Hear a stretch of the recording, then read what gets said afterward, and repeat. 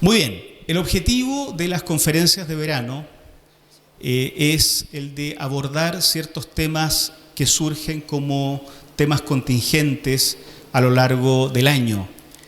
Las clases de academia bíblica, frecuentemente divididas en diferentes niveles, no permiten que todos como iglesia abordemos un tema global, pero en verano, si es posible, juntarnos y abordar algún tema en particular. Uno de los temas que este año ha sido particularmente notorio en el mundo evangélico es el del fin del mundo, probablemente brotado a partir de lo que pasó con Israel y Gaza, que levantó una serie de interrogantes en las iglesias evangélicas.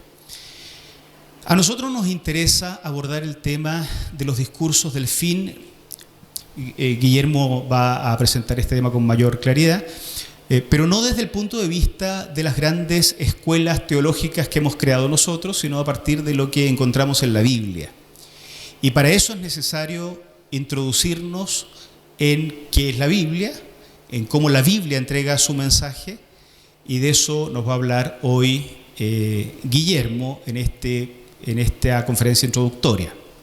El próximo martes vamos ya entrando un poco más en la materia bíblica propiamente tal, dedicarnos a estudiar los discursos del fin tal como esos aparecen en el Antiguo Testamento.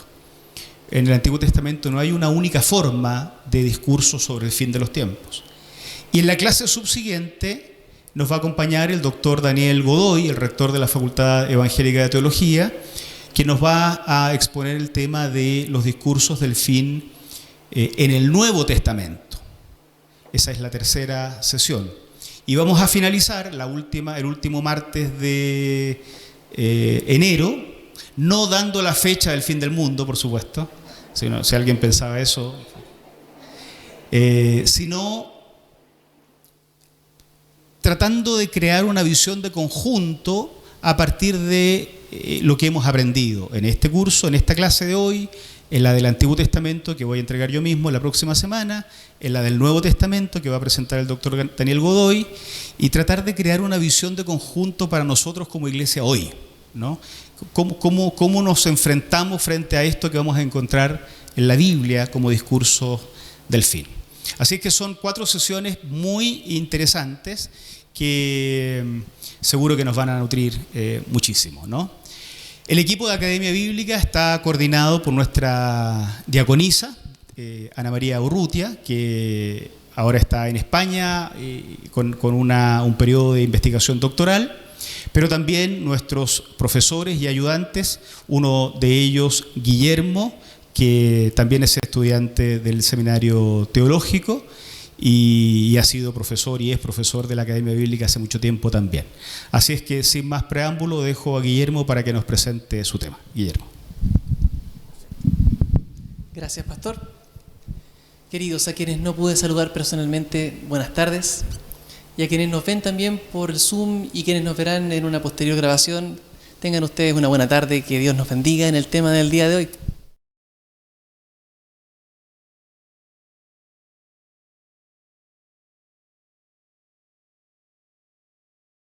Ahí vamos a comenzar, perfecto.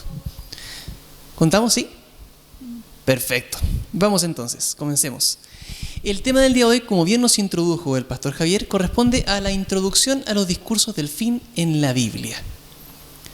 Y quisiera comenzar por sacarnos de inmediato una palabrita que necesitamos comprender y que necesitamos definir para a partir de eso ya sumergirnos en materia en pleno.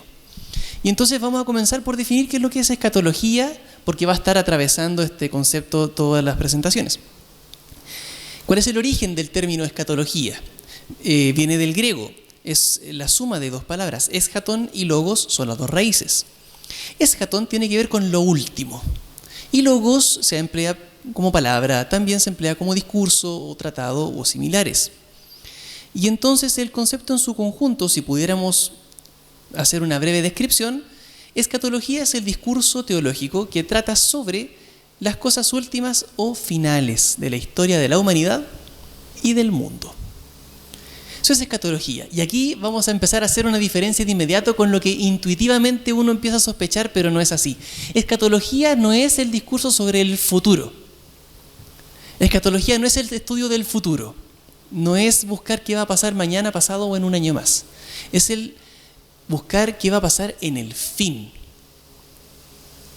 Es distinto futuro a fin. Vamos a ir profundizando en esta materia más adelante, pero vamos a dejar ya sembrados estos conceptos para la futura conversación. Y entonces, eso es escatología.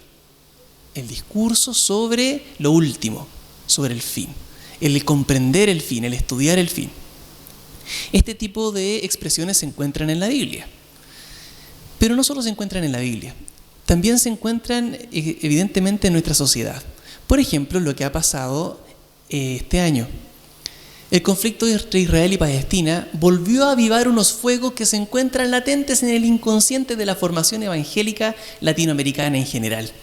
Y es que, por cómo fuimos formados, todos sospechamos o tenemos el impulso de pensar que aquello que pase con Israel, este pueblo ubicado en la zona de Medio Oriente, va a ser una señal del término del tiempo de la iglesia y la llegada de Cristo y el inicio de los tiempos finales y que se desemboque una serie de sucesos de distintas formas explayados. Ahora, me dediqué a hacer un ejercicio en internet muy básico, muy sencillo, cualquiera de ustedes puede hacerlo también, que es googlear Israel y tiempos del fin, ¿no? Vamos a investigar qué es lo que sale en internet sobre Israel y tiempos del fin rápidamente en páginas, por supuesto, de origen evangélico. Y en la mayoría de estas se repetían reflexiones como las que se vertieron acá. Voy a proceder a leerlas. Y entonces, en una búsqueda rápida, esto fue lo que salió. Sin embargo, la Biblia dice que habrá un terrible conflicto en Israel durante los últimos tiempos. Es por lo que ese periodo de tiempo es conocido como la tribulación, la gran tribulación y el tiempo de angustia para Jacob, Jeremías 37. Esto es lo que dice la Biblia sobre Israel en los tiempos del fin.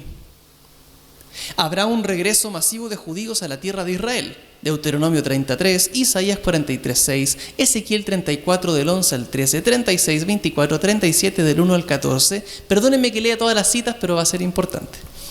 El anticristo hará un pacto de 7 años de paz con Israel. Isaías 28:18, Daniel 9:27. El templo será reconstruido en Jerusalén. Daniel 9:27, Mateo 24:15, Segunda de Tesalonicenses 2 del 3 al 4, Apocalipsis 11:1. El anticristo romperá su pacto con Israel, lo que resultará en una persecución mundial sobre Israel. Daniel nuevamente, también Zacarías, Mateo, Apocalipsis. Israel será invadida. Ezequiel, capítulos 38 y 39. Finalmente, Israel reconocerá a Jesús como su Mesías. Zacarías 12:10. Israel será regenerado, restaurado y reunificado. Jeremías, Ezequiel y Romanos 11:26. Sucede que uno leyendo toda esta descripción inmediata, al igual que la persona de la imagen, surge una confusión, porque cuando uno lee los versículos inmediatamente y los hila de la forma en que fueron hilados en esta breve descripción, parece que hicieran sentido. Parece que estuvieran hablando de algo que se pudiera enlazar como un rompecabezas bíblico viajando por distintos textos. Pero si quisiéramos hacer un resumen de lo que leímos recién, nos encontraríamos con que tenemos que se emplearon 16 citas bíblicas distintas. 16. Eso fue 16 textos en distintas partes de nuestra Biblia. Y se emplearon todos con un fin utilitario. ¿Cuál fue la utilización? Proponer el rol del pueblo de Israel en los tiempos finales. Pero en ninguno de ellos, como se pudieron dar ustedes cuenta, hubo alguna mención siquiera sobre específicamente quién escribió aquello que se cita. Cuándo se escribió, cómo se escribió. Y entonces nos encontramos con los siguientes problemas. Que de estos 16 citas, tenemos que son 16 autores distintos. No solo 16 autores distintos, son también 16 receptores distintos. O sea, ese texto que fue escrito en su momento tenía un destinatario. Y esos destinatarios eran todos distintos. No solo eso, también tenemos que son 16 contextos distintos. O sea, a veces el pueblo destinatario puede ser el mismo pueblo de Israel en varias zonas del Antiguo Testamento, pero en periodos distintos de su historia. Estaban viviendo circunstancias diferentes. No solo eso, de todas las citas que hablamos, hay por lo menos 2 idiomas distintos al español que nosotros empleamos, el hebreo y el griego. Hay bastantes barreras de distancia entre lo que leímos recién en la Biblia, en las citas, esa reflexión rápida, y una comprensión profunda de lo que vimos. Y entonces nos surge la pregunta, ¿estará adecuadamente interpretada la Biblia de la forma en la que fue expuesta? ¿O habrá que tomar en cuenta otros elementos? Pasemos a revisar entonces una propuesta que venimos trayendo desde un tiempo a esta parte sobre un estudio responsable e informado de la palabra de Dios, que busca dar cuenta de lo que Él nos ha entregado al servicio de la iglesia. Y entonces esto parte por reconocer que el estudio de la palabra se asemeja al puente que estamos viendo en esa imagen. Es cruzar un abismo que se ha creado entre nuestro momento en la historia y el momento en la historia en el cual el texto fue redactado y fue comunicado. Es un abismo que primero tiene una dimensión temporal en la historia. Pasó hace miles de años atrás. Eso ya genera una diferencia importante, porque ninguno de nosotros estuvo allí. Y la tecnología moderna de grabación tampoco estuvo allí. La forma de recuperar aquello que pasó en los elementos históricos y arqueológicos es muy específica y tiene sus desafíos. Pero no solo eso, también tenemos una distancia geográfica, porque esto no pasó en Chile. Esto pasó en otro continente, con todas sus particularidades asociadas. También hay una distancia relacionada con lo que decíamos recién, que es el idioma. Tenemos que los textos de otro idioma no necesariamente son fáciles de comprender. También tenemos otra barrera, una barrera cultural. No basta solamente con aprender un idioma, hay que entender qué es lo que se quiere expresar. Si me permiten breves segundos, desde que soy pequeño, le escuché decir a mi padre, oye, ese que está ahí está curado como tagua. Curado como tagua. Y yo de chico me pregunté, ¿quién será el señor Tagua? ¿Y cómo habrá estado de curado para que mi padre compare a todos los curados que ve en la calle con el señor Tagua? Claro, me costó 20 años descubrir, en un viaje al sur, que había un ave que al efectuar su vuelo cerca del rasante se mueve de forma errática. Y ese movimiento de forma errática se relaciona con el caminar errático de una persona en un alto estado etílico. Por consiguiente, Tagua no era una persona a la que yo comparé toda mi vida, una persona ficticia, era un ave. Entonces, yo jamás entendí la expresión curado como Tagua. Pretendí entenderla, no tenía idea. Había una distancia cultural porque mi padre tuvo mucho roce en su infancia en el campo y aprendió muchas expresiones del campo, que hasta el día de hoy yo me las sé porque fui criado con ellas, pero no necesariamente las entiendo, como descubrí con esta frase. Eso pasa con la cultura también.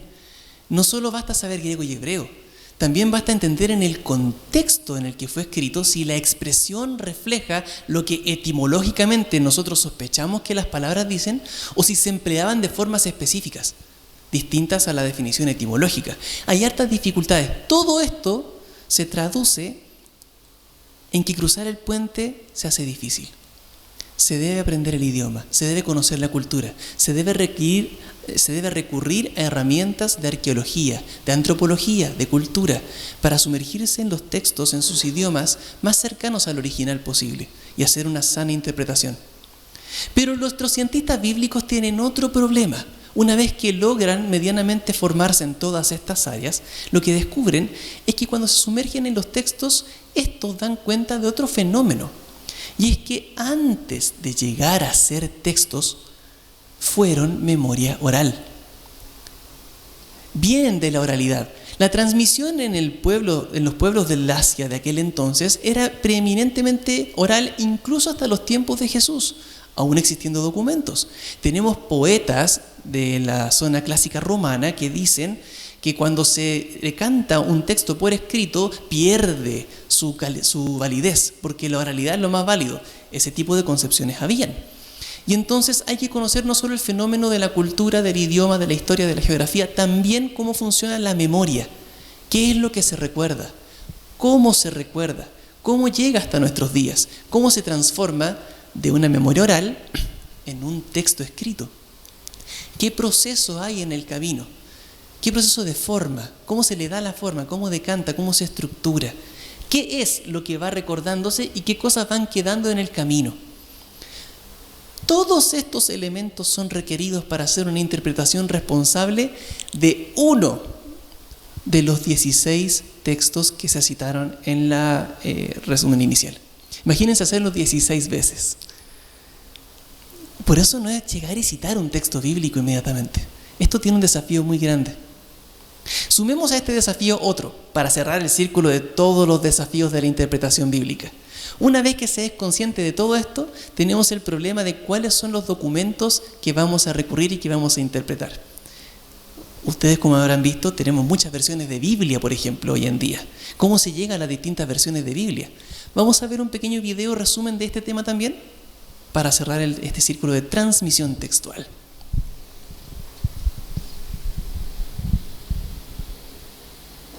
¿Sabía que hay menos versículos en las traducciones modernas de la Biblia que en algunas de las primeras Biblias impresas, tales como la Reina Valera Antigua, la de Gutenberg en latín y la KJV en inglés? Así es, en las traducciones bíblicas modernas hay varios sitios donde se omiten palabras y frases completas. Por ejemplo, muchos crecimos con la siguiente conclusión del Padre Nuestro en Mateo 6:13: porque tuyo es el reino, y el poder, y la gloria por todos los siglos. Amén. Eso no figura en la mayoría de las traducciones modernas. Pero no se preocupe, esto es bueno. De hecho, si lee una Biblia moderna como la NBI, es en realidad más fiel al texto original de la Biblia que algunas de las traducciones más antiguas que incluyen más palabras y versículos. He aquí el porqué. Antes de que se inventara la imprenta, solo se comunicaban las escrituras a otros, aparte de la lectura pública, mediante el largo y tedioso proceso de copiarlas palabra por palabra a mano. Los que hacían esto se conocían como escribas. Ahora bien, se imaginará que a veces un escriba omitía alguna palabra. En otros casos, los escribas añadían contexto a lo que copiaban en un comentario en el margen. Un escriba posterior quizás se preguntaba si era una corrección y agregaba el comentario del margen al texto de las escrituras. Si deseamos hallar el texto más parecido a los escritos originales, habrá que estudiar todos los escritos bíblicos antiguos a los que tenemos acceso y compararlos entre sí. Cabe destacar que en la actualidad no hay ningún juego completo de los libros de la Biblia en un solo rollo o códice de antes del 350 después de Cristo, pero hemos hallado suficientes porciones que datan del 250 antes de Cristo, lo cual permite armarlos como un gran rompecabezas. En muchos casos, hay tantas porciones similares que se superponen, que podemos concluir de modo razonable que disponemos del libro entero. El método que se usa para determinar el texto original a partir de dichos manuscritos se conoce como crítica textual. Hay un sinnúmero de eruditos bíblicos quienes dedicaron su vida a lograr el mejor entendimiento humano de lo que constituye un texto bíblico original fidedigno. Entonces, ¿cómo fue que la RVA y otras Biblias antiguas quedaron con más versículos que las actuales? La Biblia no fue escrita por monjes en el siglo XVII, ni tampoco en el latín antiguo. En realidad, se escribió principalmente en hebreo y griego antiguo. Por los años 1400 surgieron muchas traducciones nuevas. Los que trabajaban en esos proyectos se esmeraban por usar el mejor material de origen que tenían a su disposición y siguieron los debates en cuanto a cuál material de origen era más fiel al texto original. En ese entonces, los manuscritos más antiguos que tenían a su disposición se remontaban más o menos al siglo IX después de Cristo, en el caso del Antiguo Testamento, y al siglo XII después de Cristo, en el caso del Nuevo Testamento. Los primeros manuscritos que se conocían en dicha época e incluso hasta la era moderna solo tenían unos cientos de años. Existían manuscritos mucho más antiguos, pero aún no se habían descubierto. Por lo tanto, cuando se produjeron proyectos bíblicos como la Gutenberg, la traducción RVA y la KJV de fama mundial, las personas a cargo de estas hicieron lo mejor posible con el material de origen a su disposición. Dichas Biblias cambiaron el mundo para siempre, pero los descubrimientos arqueológicos hechos a lo largo de los siguientes cientos de años nos brindarían aún mayor entendimiento de la palabra de Dios. Los eruditos comenzaron a percibir la verdadera importancia de manuscritos específicos del Nuevo Testamento a partir de mediados de los años 1800. El Códice Sinaítico fue descubierto en el monasterio de Santa Catalina, en la península de Sinaí, en 1844. Los eruditos empezaron a comparar dicho códice con otros manuscritos, tales como el ya conocido Códice Vaticano, ambos escritos en los años 300 después de Cristo. Durante este proceso, descubrieron que varias palabras y frases incluidas en las Biblias de su época no existían en estas copias mucho más anteriores de las Escrituras.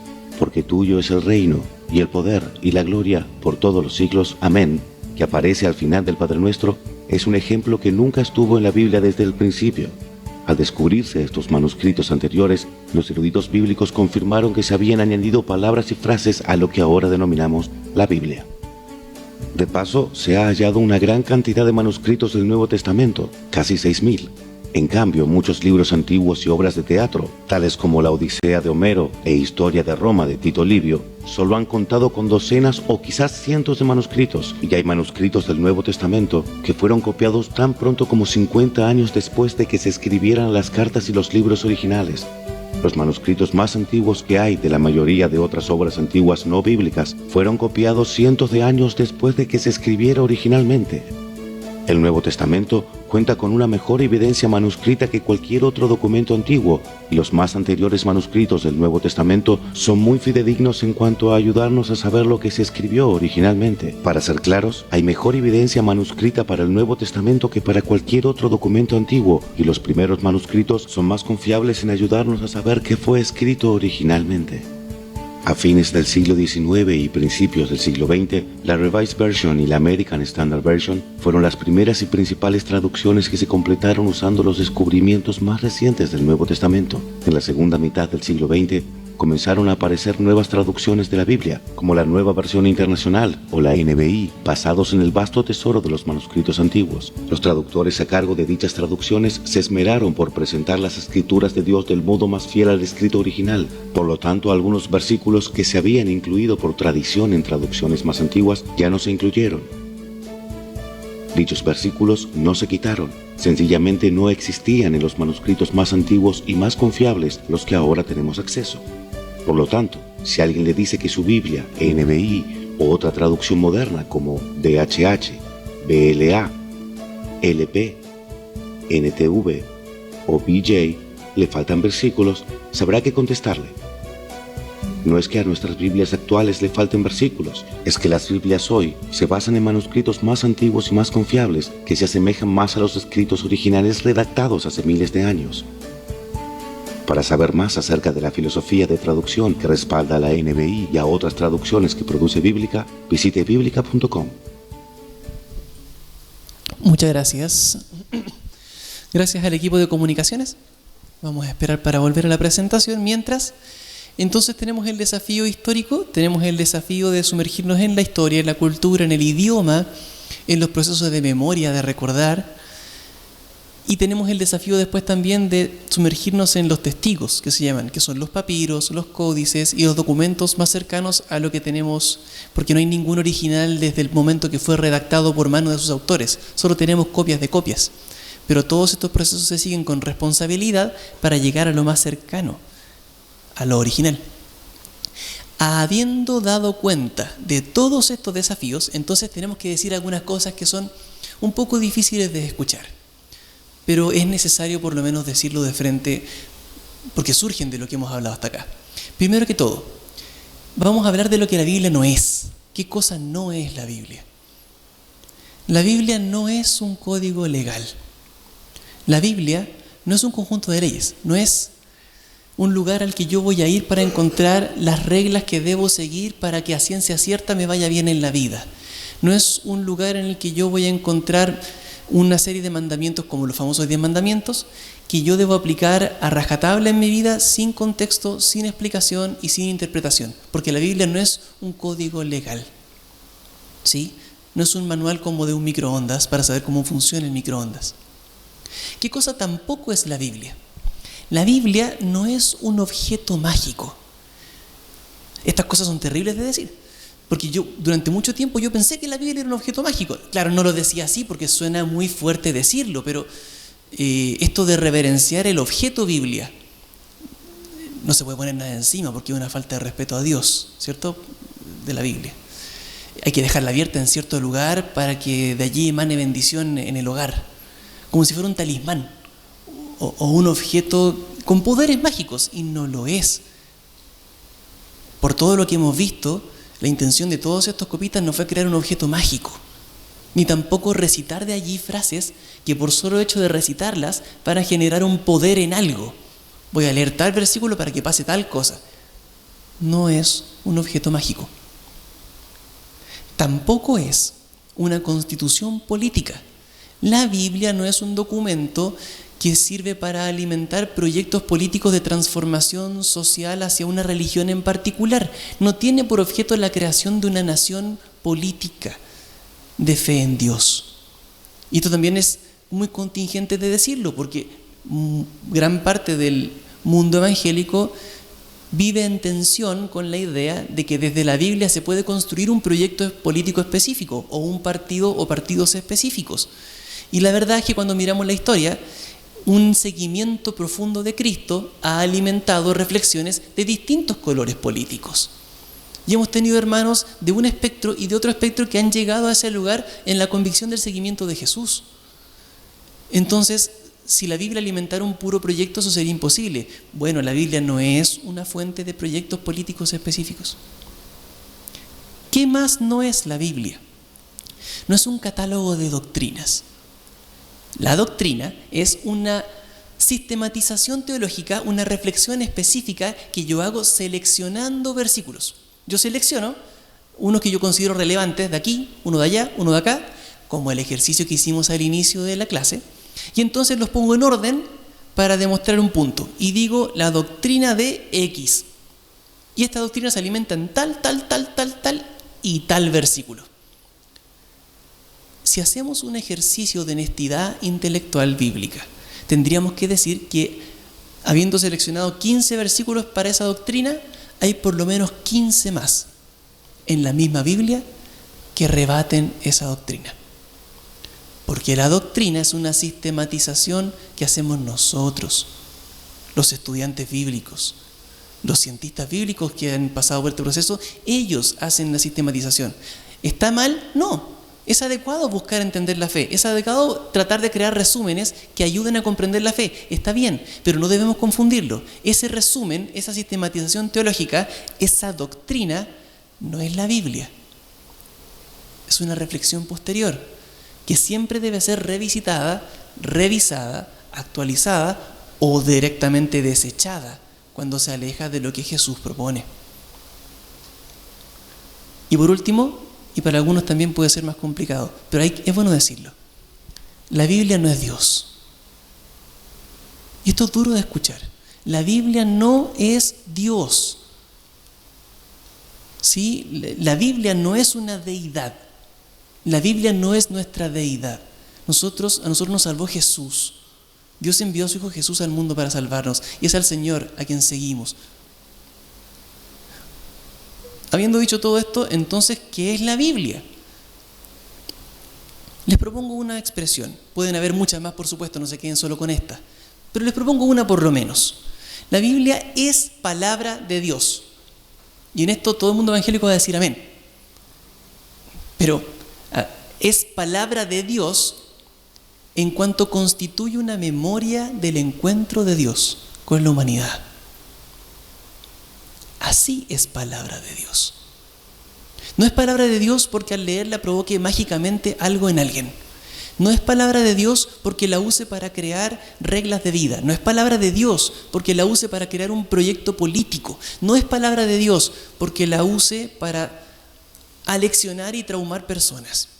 Es para esclavizar ideas. No, es palabra de Dios porque hay un reservorio histórico profundo del encuentro que nuestros antepasados tuvieron con Dios, alcanzando su clímax, su cúspide en el encuentro con Jesús, la palabra encarnada. Y hoy posibilitado por el Espíritu de Dios que se conserva hasta el día de hoy.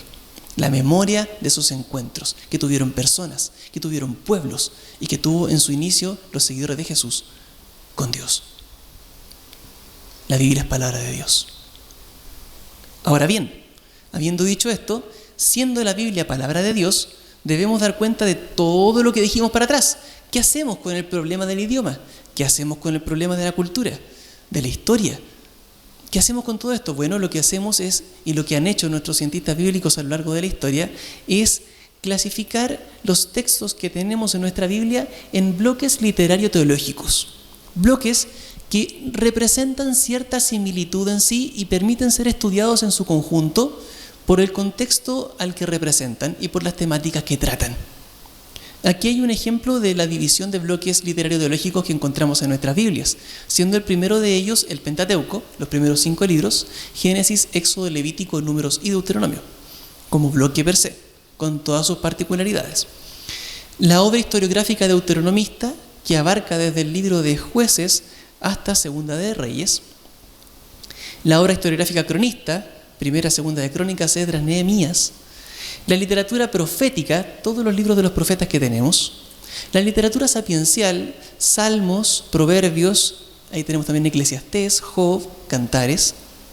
La literatura apocalíptica, de los cuales su mayoría de libros per se son considerados hoy en día apócrifos, pero que influencian fuertemente la forma de comprender la fe en el Nuevo Testamento, y del cual uno de ellos, probablemente el menos apocalíptico de todos, pero es nuestro libro de Apocalipsis, al final de la Biblia.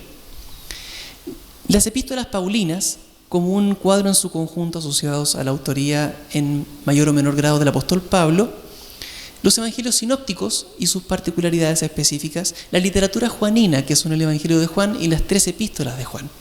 Las epístolas universales o generales, que son las epístolas cuyo destinatario se pone en el título como Hebreos, o la autoría de Pedro, o la autoría de Judas, entre otros. Esos bloques son estudiados en su conjunto. En nuestros seminarios teológicos, todo estudio serio y formación de líderes cristianos necesita abarcarse a comprender estos bloques con todas sus particularidades para entregar herramientas a nuestros futuros predicadores y maestros de la palabra, a todo nivel, desde nuestras escuelas dominicales más pequeñas hasta conferencias como la del día de hoy. Y este es el problema, que en la mayoría de ellos, si es que no en todos ellos, encontramos discursos del fin. De alguna forma, en sus distintos bloques hay referencias a lo que pasará en los tiempos finales. Y entonces, si yo me salto estos contextos, si me salto esas diferencias, puedo armar estructuras teológicas como yo quiera y puedo justificar lo que yo quiera justificar. A ver, se han empleado para justificar hasta suicidios masivos en otras partes del mundo. Los mismos versículos que en un lado dan vida, en otro lado le quitaron la vida a un montón de personas porque un líder religioso vio en esta interpretación propia que había que quitarse la vida para llegar al cielo.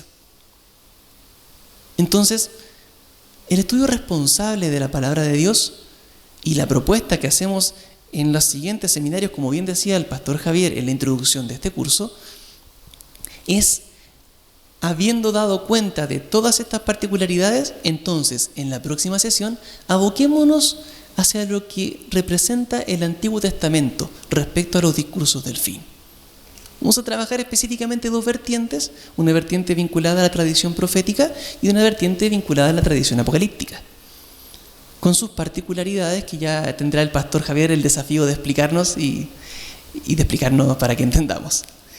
Luego tendremos a nuestro invitado, el doctor Daniel Godoy, que nos hablará sobre los discursos de fin en el Nuevo Testamento, porque también tiene sus particularidades, dependiendo si vamos a buscar lo que se registra de Jesús en los evangelios sinópticos, por ejemplo, o en Juan, o quizás lo que se registra de Jesús en las epístolas del apóstol Pablo o en las epístolas generales. Tiene sus particularidades. Y el problema de todo esto lo vamos a tener en la última sesión. Habiendo distinguido cada una de las particularidades de estos distintos discursos del fin, ¿cómo traemos el sentido de cada uno de ellos para hacer una propuesta integradora hoy? Que es básicamente un intento de hacer de forma responsable y intelectualmente honesta de una articulación teológica seria. ¿Qué dice la Iglesia de Cristo hoy, aquí, en este país, sobre el fin, a la luz de la palabra de Dios? Y entonces eso es lo que tendremos en las sesiones que vienen en las siguientes martes de este mes de enero. Y para concluir la exposición del día de hoy, nada más decir que se abre ahora la posibilidad de interactuar, de hacer preguntas o comentarios para reaccionar a lo que ha sido expuesto, porque entendemos que es importante meditar y masticar estas cosas como iglesia en la comunidad de fe, tanto de forma presencial como a nivel de Zoom. Así que muchas gracias por la exposición y ahora nuestro pastor Javier va a moderar el tiempo de conversación. Bueno, si damos un aplauso a nuestro expositor por la clase de hoy.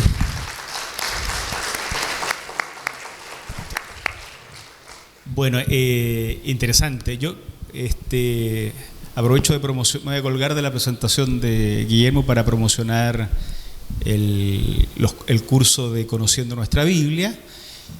Parte de lo que mencionaba Guillermo, que nos hizo un resumen en unos pocos minutos de lo que es todo un semestre de clase de Conociendo Nuestra Biblia.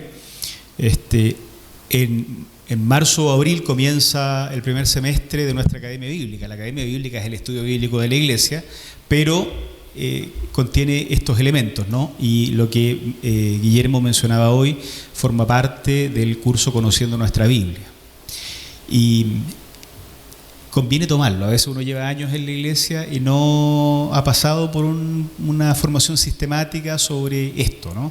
Así es que, bueno, si ya les pareció novedoso esto, imagínense lo que es pasar un semestre dialogando y leyendo sobre estos asuntos, ¿no? La periodización de los libros de la Biblia. Bueno, entonces quiero ofrecer la palabra sobre esta presentación introductoria de hoy, sobre cómo está formada la Biblia. Y no importa que la pregunta no tenga que ver con los discursos del fin, porque como ustedes se dan cuenta, esta es la plataforma. No podríamos hablar la próxima semana de los discursos del fin según la profecía o según la apocalíptica sin esta base que hoy Guillermo nos ha presentado.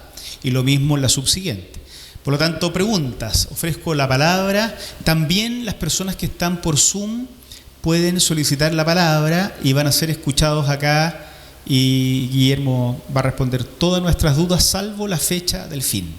Esa no la va a poder responder hoy por lo menos. Ofrezco la palabra, hermanos. En la sala pueden levantar la mano y también por Zoom también. U observaciones.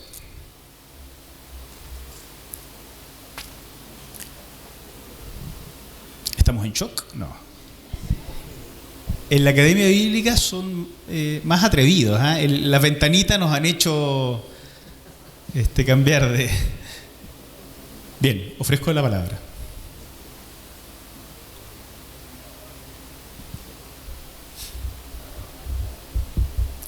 Yo tenía una pregunta guardada, Guillermo, que tal vez podría partir, aunque Guillermo me amenazó que no haga preguntas. Pero conviene, yo creo, hacerla. Y allá, después tenemos esa pregunta por Zoom. Nosotros estamos acostumbrados a la construcción de doctrinas a partir de la fusión de textos de diferentes épocas. Y a eso le llamamos doctrinas y somos llamados frecuentemente a creer en las doctrinas, como también somos llamados a creer en Jesús. Es como que es lo mismo, ¿no? Creer la doctrina, creer en Jesús, creer en Dios. Y tú ya nos decías que la Biblia no es Dios, evidentemente las doctrinas menos son Dios. La pregunta es, ¿cómo crees tú que cambiaría nuestra percepción, nuestro conocimiento sobre los discursos del fin al hacer la diferencia entre esa forma de armar doctrinas y esta forma de leer la Biblia que tú propones, respetando la periodización, los bloques? ¿Qué tanto podría cambiar? ¿Qué tan novedoso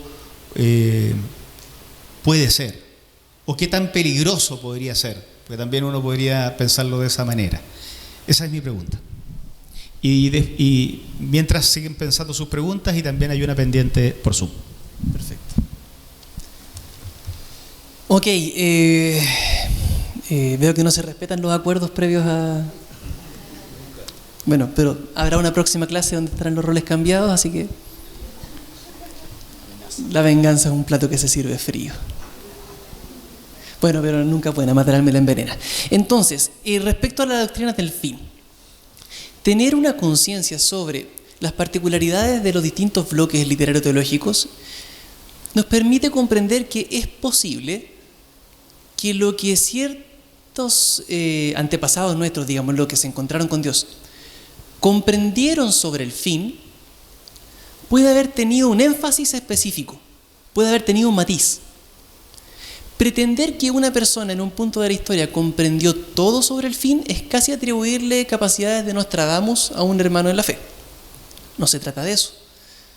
Pero a la vez, pretender que esa persona no tiene humanidad, no tiene contexto, no tiene idioma, no tiene historia, borrar su humanidad y solo quedarnos con el versículo para encajarlo en nuestro sistema, lo que hace es privarnos de algo que esa persona Dios sí utilizó.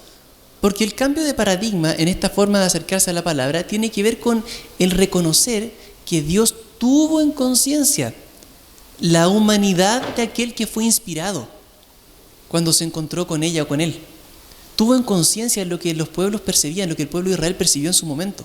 Y entonces cuando se revela al pueblo y el pueblo comprende en este encuentro con Dios y deja registro en su memoria de cómo se encontró con Dios, de qué es lo que hizo Dios en su vida, y eso lo preserva en el tiempo, lo preserva con su idioma y lo preserva con su cultura. Y lo que subjetivamente, lo que limitadamente lograron comprender, eso es preciado, porque eso Dios lo reveló. Y eso debemos comprender hoy. ¿Qué es lo que esta persona entendió? ¿Qué es lo que este profeta entendió? ¿Qué es lo que este autor de Apocalipsis entendió? ¿Qué es lo que este evangelista entendió? Y puede que no sea lo mismo. Y lo más probable es que no sea lo mismo. Pero también puede que sea mutuamente edificante. Y entonces si apagamos esas diferencias, si las ocultamos en sistematizaciones ahistóricas, sin cultura, sin nada, nos vamos a perder esa riqueza que Dios dejó. Nos vamos a perder ese aspecto particular que podría hoy alimentar nuestra fe y nuestra comprensión del fin.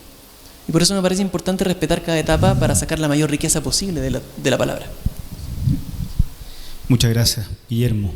Gracias. ¿Tenemos por Zoom una pregunta? Y en la sala también, si alguien quiere, puede levantar la mano. Allá tenemos a Nanet. ¿Y por Zoom tenemos a quién? Bueno, el tema, desde luego, es tremendamente interesante. Y la preocupación que a mí me queda de escuchar su presentación, hermano Guillermo, es que si nosotros como iglesia estamos preparando adecuadamente a nuestro estudiantado para ser pastores y líderes en general, en todos estos elementos que usted mencionó, de la historia, de la geografía, del contexto, de la antropología, de la arqueología. Esa es mi preocupación, esa es mi consulta. Gracias, Brígida. Sí. Hermana Brígida, un saludo, un gusto volver a encontrarme con usted en este espacio. Ese es el desafío que tenemos como iglesia permanente. Llevamos más de 2000 años con la responsabilidad de utilizar todas las herramientas que Dios ha puesto a nuestro alcance para interpretar adecuadamente los textos bíblicos. Pero siempre vamos a estar lidiando con pulsiones, siempre vamos a estar lidiando con tendencias, porque, digámoslo, también somos seres humanos. Somos seres humanos y tenemos formaciones distintas, opiniones distintas, y a veces se instalan en las iglesias perspectivas de la fe que pudieran no ser beneficiosas para el estudio profundo de la palabra. Ahora, ¿cuál es el problema fundamental? Si nuestros seminarios no utilizan con mayor profundidad la formación de nuestros líderes, hoy no nos vamos a dar cuenta. Pero cuando nos demos cuenta va a ser muy tarde, porque ya vamos a tener a nuestros hermanos ejerciendo sus funciones en el pastorado o en el liderazgo sin la consistencia de la palabra de Dios para traer esta nutrición adecuada a la iglesia. Estos cambios son profundos, son generacionales y son desafíos que nunca debemos perder de vista. Y de esto también darán cuenta siempre todas las autoridades que en su momento les toque llevar adelante esta tarea. Y por eso siempre lo que hacemos como iglesia es hacer un llamado. Siempre hacemos un llamado. Que la formación teológica en todos los niveles, desde la iglesia local hasta nuestros seminarios y otras instancias, sea lo más profunda posible y lo más responsable de las herramientas que tenemos hoy. Gracias, Guillermo, y gracias, Brígida, por la pregunta. Nanet. acá hay unos micrófonos.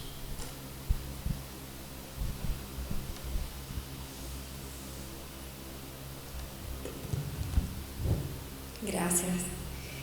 Querido Guille, es que cuando te escuchaba hablar acerca de la doctrina, a mí se me pasaba por la cabeza las conversaciones que yo he tenido con mis niños.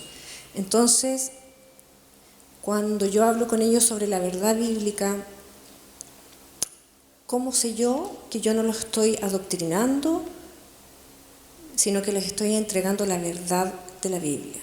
¿Cuál es la diferencia entre una doctrina y una verdad bíblica que yo quiero que mis hijos aprendan o que mis estudiantes aprendan y no solamente que sepan de doctrina, para que me quede más claro?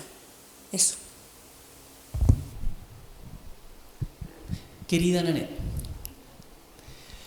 bueno, te metiste en uno de los terrenos más caros que tenemos como iglesia, uno de los más difíciles, porque nuestra tendencia inherente siempre va a ser construir doctrinas, así como es construir paredes, porque mientras nos quedemos dentro de las paredes es mucho más cómodo, es manejable. Probablemente una gran diferencia va a presuponer la enseñanza respecto de Jesús y el reconocimiento de que nuestro único Señor es Jesús, y la invitación a conocerlo a Él y desde Él y su propuesta comprender lo demás en toda la Biblia. Eso hace la diferencia entre una doctrina y un estudio profundo de la palabra y una enseñanza de la palabra. Ahora, en la práctica, ¿cómo se ve eso? Bueno, de partida, quienes estamos transmitiendo debemos nunca perder la posibilidad de ser enseñables.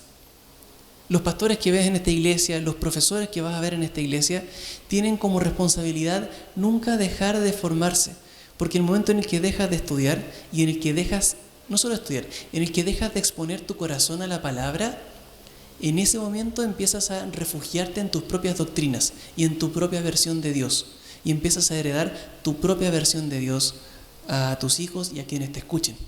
Eso va a hacer la gran diferencia. Ahora, por supuesto que no es fácil y por supuesto que lo vamos a hacer más de una vez, si aquí no somos perfectos tampoco.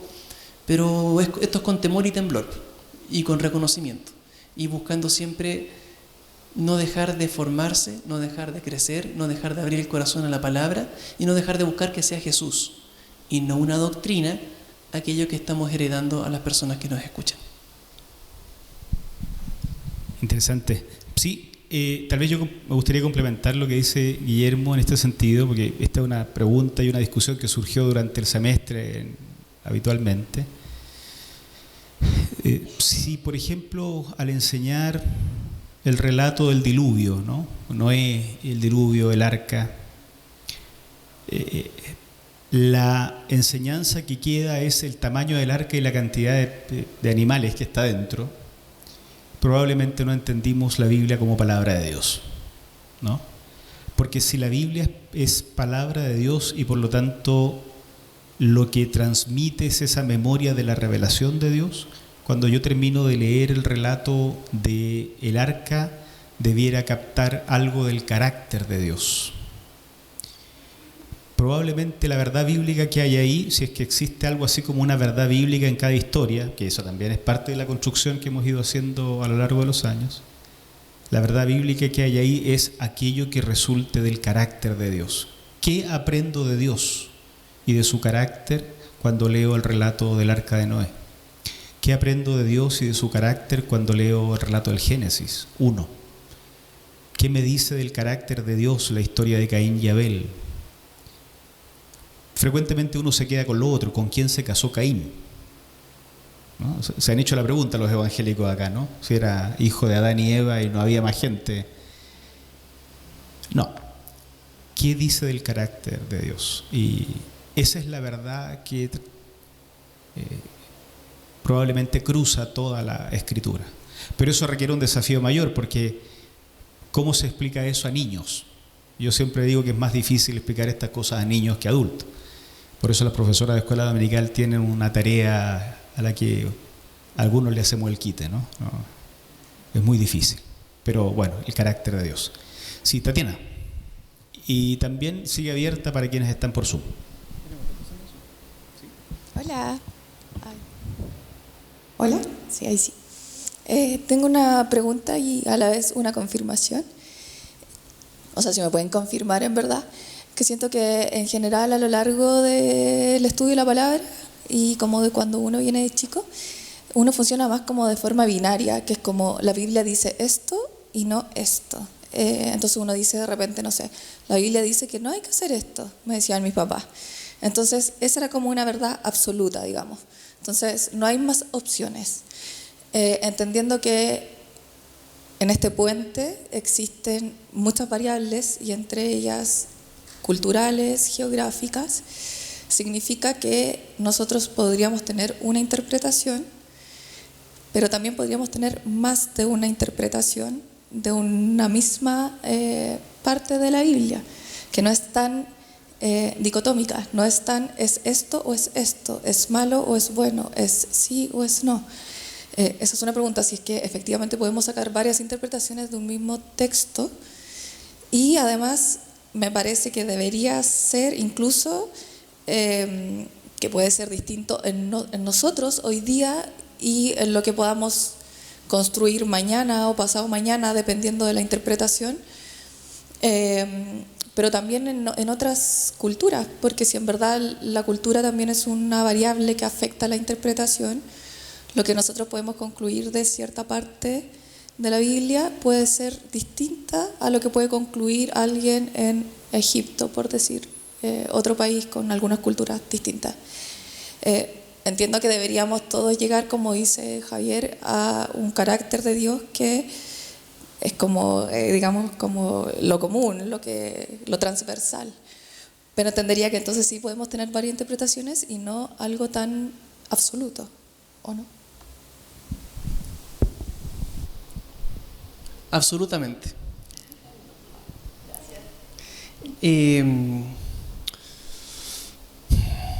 Sí, una de las razones de ser iglesia es que se abre el espacio para que nosotros como comunidad podamos acercarnos juntos a la palabra y las distintas posibilidades de interpretación de un texto sean medidas y sopesadas a la luz de estas herramientas. Dios, dentro de lo que le entrega a las iglesias, son aquellas personas responsables de enseñar, aquellas personas convocadas para guiar estos procesos educativos, y tienen, valga la redundancia, la responsabilidad de ofrecer las mejores herramientas a la hora de enseñar. Y entonces como comunidad vamos aprendiendo. Respecto a los padres y los niños, probablemente el padre quiere darle lo mejor a su hijo, y lo mejor va a incluir la mejor formación de la Biblia si es un seguidor de Jesús. Entonces la responsabilidad de ese padre es exponerse a espacios formativos, porque solamente creciendo con el tiempo va a uno tener algo mejor para entregar. Y esto no es automático tampoco. Y esto no significa que debamos pegarnos con una piedra en el pecho si es que en el pasado se enseñó algo con lo que hoy no estoy de acuerdo. Porque no hay pastor en Chile que no vaya a sentir vergüenza de algo que predicó en su juventud. Porque todos vamos creciendo con el tiempo. Y no solo pastores, hermanos no pastores, también hay que meternos a todos al saco. Todos vamos aprendiendo, los padres también van aprendiendo en su enseñanza. Lo importante es no dejar de exponerse a la palabra y no dejar de exponerse responsablemente en espacios donde uno identifica que la formación es sólida. Porque también si uno se expone a la palabra en espacios que están destinados a esclavizar la mente y a adoctrinar la mente para generar sistematizaciones específicas con finalidades distintas a conocer a Dios, también uno es responsable de salir corriendo de ahí o llamar la atención si se piensa que se está haciendo eso, porque eso es lo que no debe pasar. Y sobre las culturas, también decirlo. Por supuesto que los desafíos cambian. Por supuesto que la comprensión de la palabra siempre va a verse matizada por el lector, aquel que se acerca, el que escuchó el mensaje de Jesús sentado en el monte, cuando se entregó el sermón del monte, es un lector distinto que tú y que yo, que hoy día leemos el sermón del monte. Tenemos otros desafíos. ¿Qué dice Dios sobre Internet?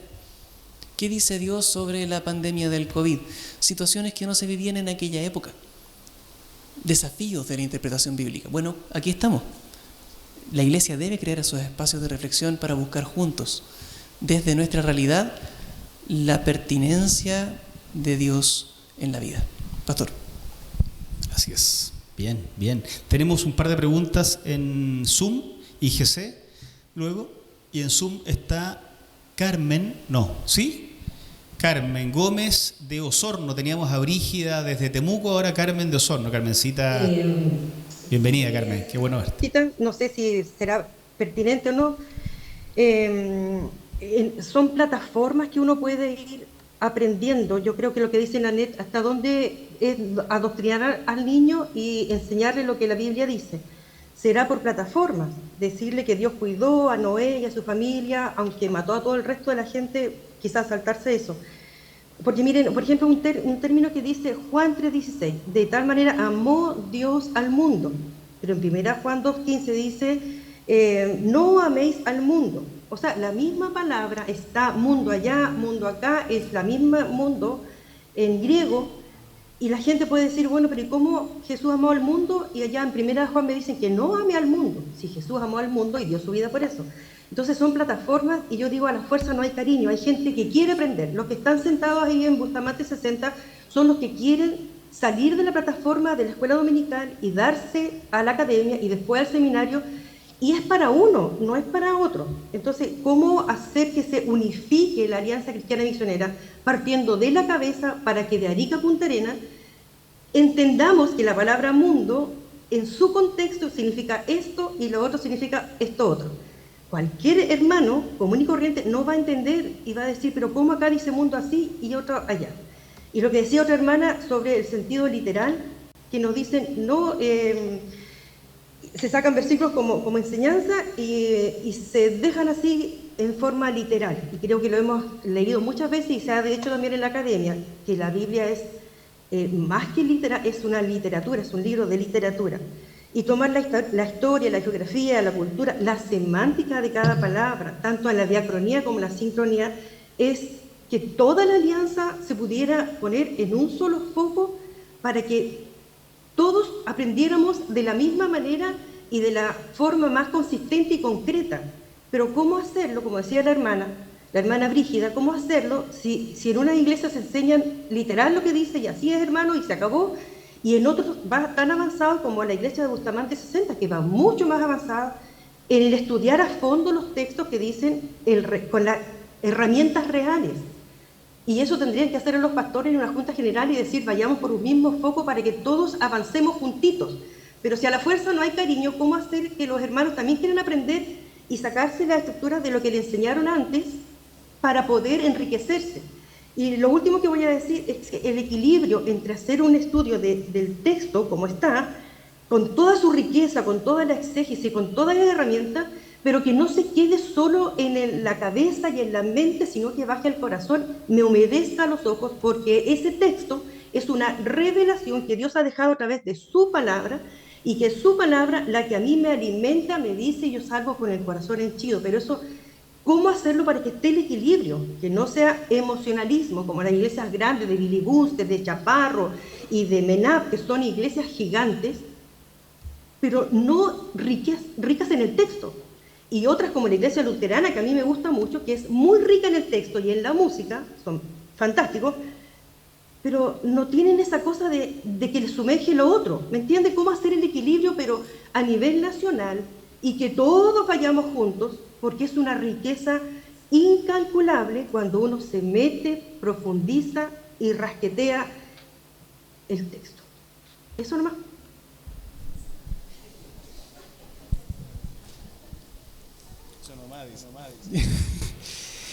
No, mi sueldo no cubre esto. No, el contrato no lo estipulaba. Qué terrible. Bueno, primero que todo, Carmencita, un abrazo enorme. Saludos también a Pastor Pato, allá a la distancia. Mira, un par de cosas menores primero, señalar. Respecto a esta noción que se ha reiterado sobre el adoctrinamiento de niños. Las fases de desarrollo de los niños y lo que la ciencia nos ha mostrado sobre el desarrollo de los niños y lo que nuestros maestras y maestros de escuela dominical viven todos los domingos y toda la semana con los niños, nos muestra que hay una fase temprana en la que el único deber es que las chicas y los chicos conozcan las historias y las aprendan y que puedan después contarle al papá y a la mamá de qué hablaron ese día. No tiene fines reflexivos, tiene fines de memoria y de que cuando el resto de su vida necesite recurrir a alguna historia, se acuerde que un día la escuchó. Esa es típica historia, sí, eso yo lo escuché en la escuela dominical, pero ahora lo entiendo. Bueno, el deber de la escuela dominical es que alguna vez lo escuchó.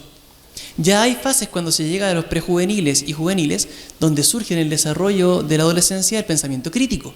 Se comienzan a elaborar los criterios propios y ahí se entra recién a los porqués. Y ahí donde los consejeros de jóvenes y los profesores, como el hermano Carlos, de prejuveniles, tienen la terrible tarea de lidiar con el bombardeo de porqués de nuestras chicas y chicos e ir navegando en medio de la construcción sana del sentido de los textos y ya no solamente de la memoria específica. Entonces no está mal enseñar la Biblia a los niños, no está mal que conozcan las historias. Enseñar doctrinas probablemente estaría muy mal, porque la etapa del pensamiento reflexivo es posterior, pero sí enseñar las historias y conocer las historias de Jesús y de la Biblia es fundamental. Eso respecto a ese punto. Sobre lo otro y sobre esto de que la iglesia vaya junta, quiero ser muy claro. La iglesia tiene solo un pastor y no es ninguno de nosotros. Ese pastor es Cristo y la guía del Espíritu. Entonces, cualquiera de nosotros que perciba algo sobre esta guía de Cristo en el Espíritu, su deber es ofrecerla a la comunidad desde sus distintas posiciones. Hermano, hermana, responsabilidades locales, responsabilidades distritales o nacionales. Y al ir ofreciendo esta perspectiva, lo que se busca es verificar si nuestras hermanas y hermanos, al escucharla, perciben que esto es correcto o no y lo vayan compartiendo. Pero el pastor de la iglesia es Cristo. Yo no puedo obligar a un pastor o a un hermano a que siga tal o cual doctrina o seguimiento, porque cada pastor en la alianza es responsable de pastorear la iglesia que Dios le asignó y que la comunidad entendió que Dios le asignó para pastorear. Nadie debiera pastorear a otro lugar.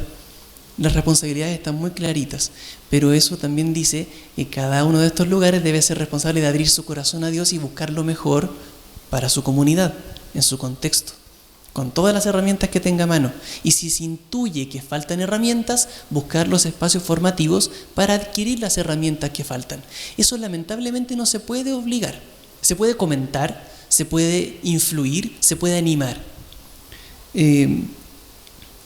Pero debe partir de la búsqueda del servicio y de ser responsable ante Dios. Ahora, probablemente sobre esto tiene mayores opiniones el pastor, que es nuestro pastor.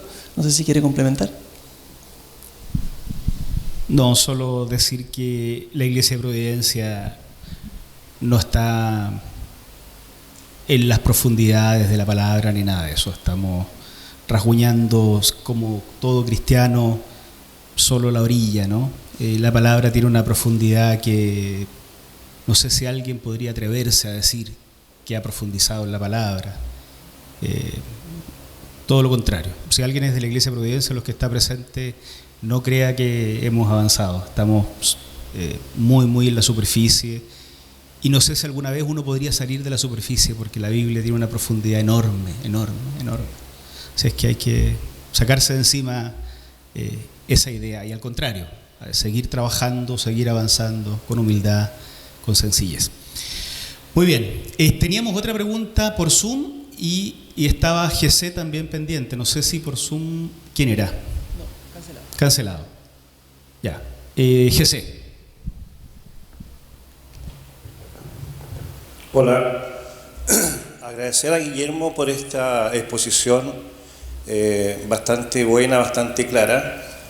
Y me deja hartas cosas que pensar en el sentido de mi niñez, ¿cierto? Como se ha expresado acá en algunas personas. Bastante historias que uno, ¿cierto?, iba captando en los primeros años, posterior, ¿cierto?, al desarrollo personal, la inquietud, ¿cierto?, de seguir comprendiendo o de seguir captando lo real de la palabra. Pero me lleva a la pregunta o a la inquietud si existe un formato o existe algún método, porque entiendo que no basta solo con leer la Biblia hoy día. Si yo quiero hoy día poder, ¿cierto?, entender lo que dice Javier, ¿cierto?, si pretendo rasguñar un poco la Escritura, no basta hoy día solo con la Biblia. Creo que hoy día tenemos el acceso a tanta información, a tanta apoyo literario, ¿cierto?, de grandes estudiosos que ya hicieron un poco el trabajo, que están disponibles hoy día. Entonces, un poco la pregunta es, primero, ¿cierto?, leer la Biblia, posterior a eso, ¿cierto?, apoyarse con algún texto que sea no bíblico, obviamente, que sea como para comprender un poco más y darse cuenta de lo que tú decías, o sea, cuál fue el contexto en que se escribió ese pasaje, en qué tiempo, a quiénes se les hablaba, que obviamente no somos nosotros, pero con todo eso, ¿cómo yo lo aplico a mi vida? Porque para mí la palabra, ¿cierto?, hay textos que yo sé que son para mí, indistintamente se hayan escrito hace 2000 años, indistintamente se hayan escrito en hebreo o en griego, o se hayan escrito para gente de algún lugar geográfico en el mundo. Yo lo interpreto como que es un mensaje para mí hoy, y esa es mi fe, y así lo veo. Entonces, no son dudas las que tengo, sino que simplemente preguntarte, tener no solo la Biblia, tener otro libro que me ayude un poco a interpretar vagamente lo que el mensaje me quiere decir a mí. Eso está bien, debe ser así. Nosotros, ¿cierto?, que tenemos este interés de aprender, que tenemos, ¿cierto?, estas ansias de seguir aprendiendo, creo que no nos deberíamos quedar solo con la Biblia y leer un versículo y con eso basta, ya ahí se la pega.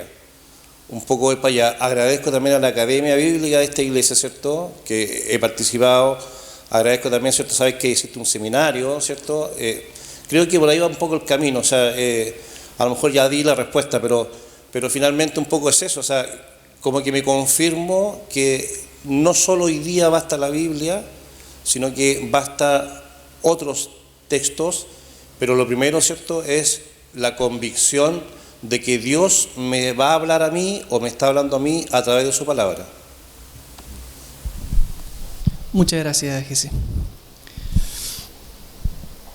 También me parece adecuado matizar, y lo cantamos nosotros los domingos acá, voy a partir diciendo Jesucristo basta.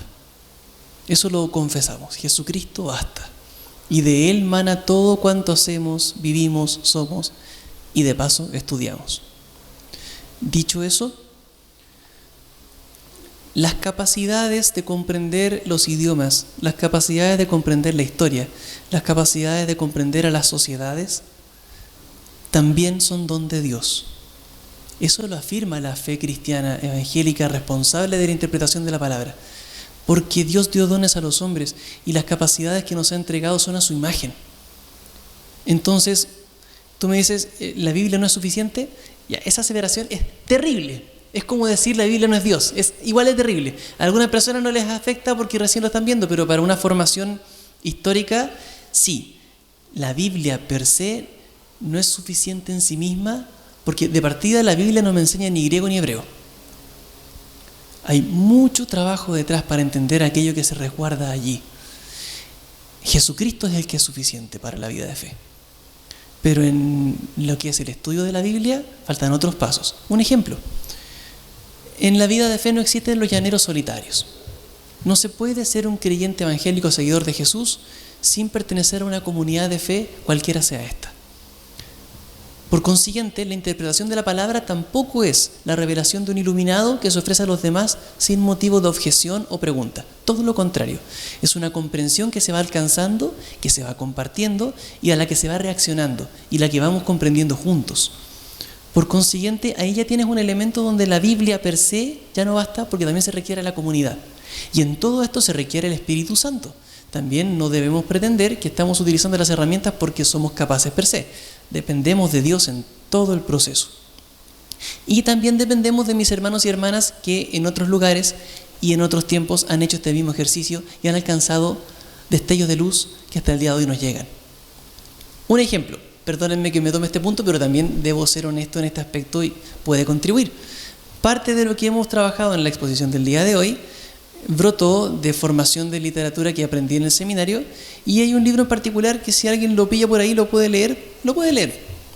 Este se llama Escatología, es un autor que se llama Alberto Roldán, un argentino, y es de Editorial Kairos, Escatología Alberto Roldán y Doral Kairos, y en él vas a encontrar, por ejemplo, un resumen de muchos procesos de la escatología, pero dando cuenta de la realidad latinoamericana, dando cuenta de la realidad de la teología clásica en Europa, incluso investigando qué se enseña de escatología en nuestros himnos y en nuestras canciones. Otro motivo que daría para otra charla más. Y esto también, aquí tenemos un destello de alguien a quien Dios enseñó y levantó en otro lugar, que nos nutre. Y así nos vamos nutriendo y nos vamos siendo codependientes de Cristo y de mis hermanos en el crecimiento. Por último, para terminar la respuesta, uniéndome con lo que se expresó en algunos comentarios también por Zoom, me parece dejar algo muy en claro. Existe en algunos círculos evangélicos un prejuicio destructivo y es terrible. Y es que estudiar la Biblia seriamente es un ejercicio academicista, intelectual, que no repercute en la vida de fe de la persona, sino que solamente, como dirían unos conocidos, uno se vuelve cabezón, pero no le cambia la vida. Ese mito es terrible. Es terrible porque cuando uno asiste a la academia como la que se ofrece en esta iglesia y muchas otras iglesias más, lo que uno se encuentra es que uno expone no solo la mente, uno también expone el corazón.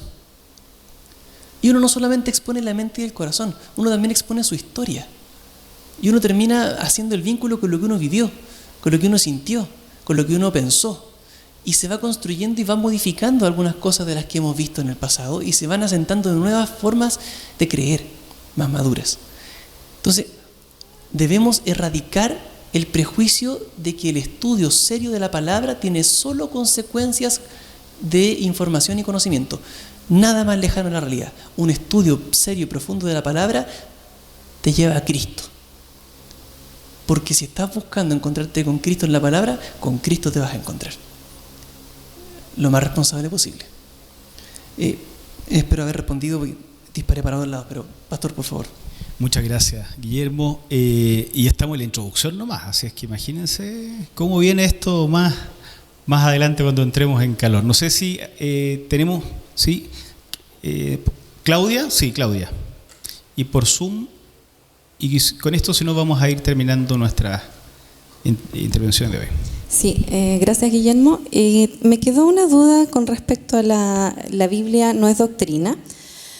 También a raíz del comentario de Nanette me empezó a hacer mucho ruido porque todas nuestras interpretaciones y declaraciones son doctrinas. Entonces el llamado es a buscar ese carácter de Dios que hay en la Biblia, pero finalmente nuestra interpretación, si la hacemos consensuada en comunidad, va a terminar siendo doctrina.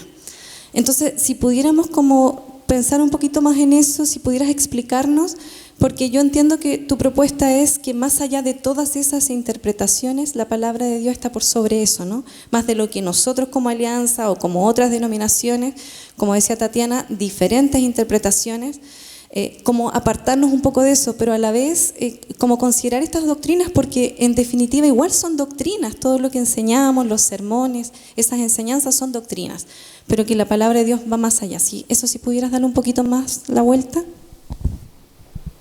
Sí, gracias, Claudia. No debe quedar en el ambiente la sensación de que la construcción de doctrinas es algo negativo o algo opuesto al estudio de la palabra. El problema con las doctrinas es cuando no ocupan su lugar. ¿Y cuál es el lugar de las doctrinas? El lugar de las doctrinas es aquello que hemos llegado por conclusión después del estudio de la palabra y que nos hemos traído a nuestra vida para vivir hoy. Son enseñanzas que decidimos creer y que decidimos vivir.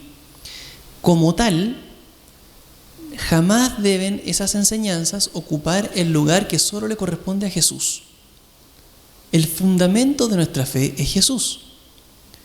Y nosotros cuando estudiamos la palabra buscamos percibir el carácter de Dios, como decía el pastor, percibir el carácter de Dios en ese encuentro con Jesús y a nutrir en nuestra vida. Entonces, el día de hoy puede que lleguemos a una enseñanza que consideremos de bendición, edificante y de fruto, que en X años más, 10 años más, nos demos cuenta de que no era así, que no era tan edificante.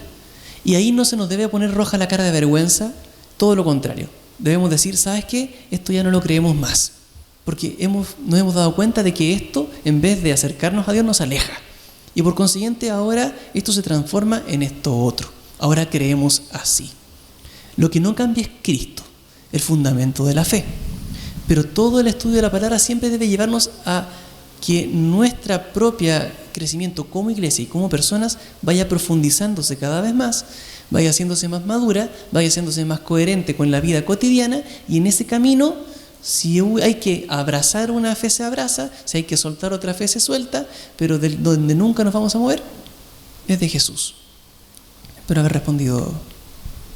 Súper, gracias Guillermo. Y ahora sí, tenemos por Zoom la última intervención y luego vamos a ir cerrando. ¿Quién está? Ah, el Pastor Ricardo. Pastor Ricardo. ¿De qué parte del planeta estás, Pastor Ricardo?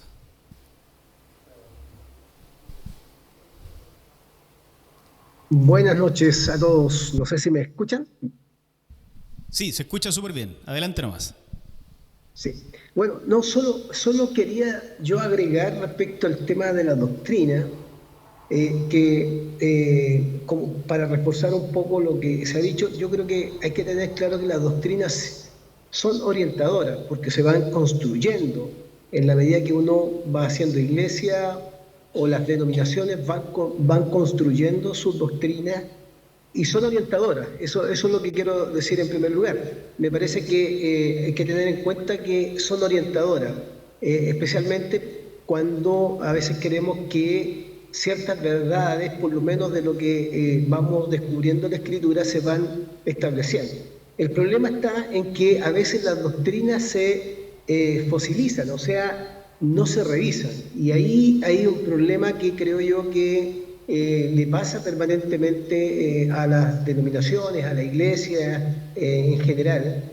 Y creo que ahí hay un desafío que tiene la iglesia en términos de... Y es permanente el desafío. O sea, en la medida que vamos leyendo la Escritura, estudiando, no podemos dejar que las doctrinas establezcan el camino de estudio y de enseñanza, sino que todo lo contrario. Si se descubre que la doctrina, ¿cierto?, debe ser modificada, ¿por qué no revisarla? Y creo yo que ahí me parece a mí que, por ejemplo, ahora vamos a hablar sobre el tema del tiempo, de los tiempos del fin. Hay cuántas doctrinas sobre el tiempo del fin. Y nos vamos a encontrar con pasajes del Antiguo Testamento, Nuevo Testamento, que van a hablar sobre el tiempo del fin, y probablemente eso modifique incluso ciertas formas de pensar o cierta doctrina que tenemos respecto al tiempo del fin. Y no hay que tenerle miedo al tema de revisar permanentemente nuestra doctrina, todo lo contrario, es sano, por decir de alguna manera, que éstas sean revisadas. Entonces, tener en cuenta que son orientadoras para la vida cristiana, pero que no son la verdad absoluta, que por supuesto hay que permanentemente estar revisándola en la medida que vamos descubriendo de la Escritura caminos que el Señor también va abriendo a través de el estudio, de la enseñanza, de la vida de hacer iglesia y una serie de otras cosas que uno tiene que tener en consideración. Eso solamente decir que son orientadoras y que deben ser revisables. De lo contrario, estas se fosilizan y terminan permanentemente siendo una camisa de fuerza para las nuevas generaciones que llegan a la iglesia, porque finalmente no tienen la oportunidad incluso a veces de ser transformados por la palabra de Dios, sino que a veces tienen que entrar en un modelo doctrinal, y ese modelo doctrinal termina por ser esclavizante al no revisarse. Eso es lo que quería expresar nomás, Pastor Javier. Gracias Ricardo. Gracias, excelente. Bueno, la próxima semana vamos a presentar los discursos del fin tal como estos aparecen en dos grandes bloques teológico-literarios del Antiguo Testamento. Uno, la literatura profética, que tiene una forma de comunicar su discurso del fin, pero también tiene un contenido. Y la literatura apocalíptica que tenemos en el Antiguo Testamento, la segunda sección de Daniel, que también tiene una forma de comunicar su discurso del fin y tiene un contenido. Uno se preguntará después si acaso algunos de esos contenidos bíblicos cuadra con las doctrinas que son presentadas en Google, como decía Guillermo, o si podemos extraer algo novedoso y nutritivo para nosotros, nuestra propia comprensión del fin. Lo mismo va a pasar en el Nuevo Testamento. Hoy partimos a las 20 horas y estamos terminando a las 21:25. Hay cafecito para si alguien se quiere quedar un rato más en la conversación. Y está difícil llegar a las 19:30 horas específicamente en Santiago. Entonces, la próxima semana, el próximo martes, vamos a partir 20 horas en punto. Estamos convocados acá, pero va a haber café disponible desde antes, ¿no? Por lo tanto, va a ser posible llegar antes, pero para no convocarnos a una hora y que nos perdamos una parte importante de la presentación, vamos a partir 20 horas. Hoy, de forma especial, me gustaría agradecer a los hermanos de Sonido y Comunicaciones. In situ se quemó uno de los aparatos, tuvieron que hacer milagros tecnológicos para hacer funcionar toda esta transmisión, y gracias a eso es posible que nuestros hermanos que están por Zoom se conecten y hagan preguntas. Entonces era vital. Así que gracias a los chicos de comunicación y a los chicos de liturgia y sonido que están ahí trabajando. Próximo martes, 20 horas, los discursos del fin en el Antiguo Testamento, y gracias a Guillermo por la excelente presentación y gracias por las preguntas y opiniones muy nutritivas y desafiantes. Les pido que se pongan de pie para que oremos al Señor y terminamos nuestra conversación de hoy y desafiados para la próxima semana. Señor, estamos agradecidos por la oportunidad de encontrarnos acá de esta forma. Gracias, Señor, por un tiempo especial en medio del verano en Chile, un tiempo que anhelábamos, que extrañábamos desde la pausa de la Academia Bíblica en noviembre, Señor. Gracias por la posibilidad de, en confianza y en comunión y en comunidad, exponer, Señor, las creencias, las dudas, las preguntas, las ideas que surgen del estudio responsable y de la búsqueda responsable de conocerte más. Por supuesto, Señor, está fuera de nuestro alcance aprenderte completamente. Sin embargo, está en nuestro horizonte y en nuestra intención conocerte mucho más, abrazarnos a ti.